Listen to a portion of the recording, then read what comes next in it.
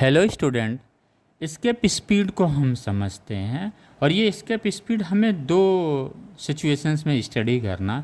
पहला सिचुएशंस ये है, अर्थ सरफेस से किसी बॉडी को वर्टिकली जो है अपवर्ड प्रोजेक्ट किया जा रहा है, राइट, प्रोजेक्टेड वर्टिकली अपवर्ड। पहला स्केप स्पीड हम यहाँ पे स्टडी करेंगे। दूसरा केस क्या है, अगर कोई बॉडी है जो किसी ऑर्बिट में रिवॉल्व कर रही है, या सैटेलाइट हम इसको कह सकते हैं, वो रिवॉल्व कर रही है किसी लार्जर मास के अराउंड, तो फिर क्या होगा, वहाँ पे क्या स्केप स्पीड होगा। यानी दो जगह हमें स्केप स्पीड को समझना। तो पहले आगे हम डेफिनेशन समझ लेते हैं स्केप स्पीड का।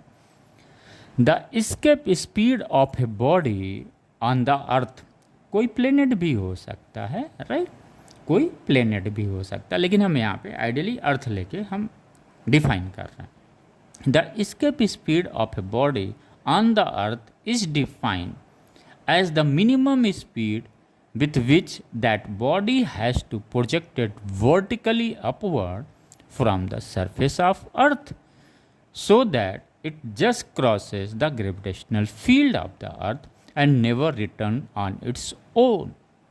क्लियर हो गया। इनका कहने का मतलब है किसी बॉडी को जो अर्थ सरफेस पे है उस पे जो हम वेलोसिटी बढ़ा रहे हैं, तो वो कौन सी मिनिमम वेलोसिटी होगी जिस पे जो है वो स्केप कर जाएगा, यानी रिटर्न नहीं आएगा, ग्रेविटेशनल फील्ड से क्रॉसेस द ग्रेविटेशनल फील्ड। और आपको पता है अर्थ का ग्रेविटेशनल फील्ड ऑलमोस्ट हर जगह हम लोग मानते हैं, पूरे यूनिवर्स में मानते हैं कि ग्रेविटेशनल फील्ड है।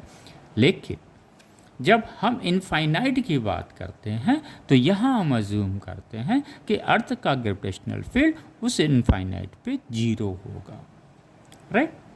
तो ये डेफिनेशंस क्लियर। इसका मतलब इनफाइनाइट पे चला गया, ग्रेविटेशनल फील्ड जीरो होगा। जब ग्रेविटेशनल फील्ड जीरो होगा तो उसका पोटेंशियल एनर्जी भी जीरो होगा, उसका मैकेनिकल एनर्जी भी जीरो होगा, उसका काइनेटिक एनर्जी भी जीरो होगा। क्लियर।